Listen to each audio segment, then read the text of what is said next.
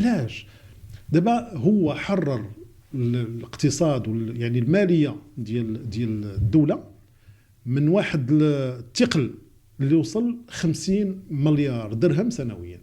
وتصور القرار اتخذ من 2016 لحتى 2021 غير في هذه الفتره هذه، ولا حتى اليوم اللي رحنا 2025.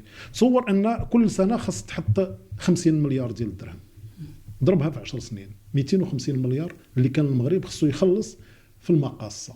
وهذيك المقاصه اللي كانوا كيجيبوا له هذوك تاع البترول غير الوراق.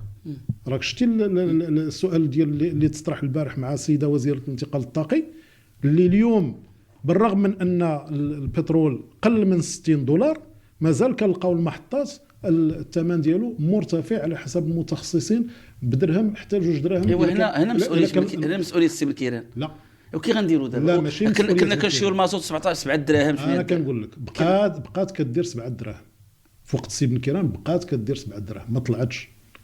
فوقاش المسؤوليه حتى جات الاخر ديال الحكومه ديال السي سعد الدين العثماني وهذه الحكومه عاد باش بدا الارتفاع ديال زعموا لا ماشي قضيه زعموا هما، يعني راه بان من خلال قرار الادانه اللي داروا لمجلس المنافسه.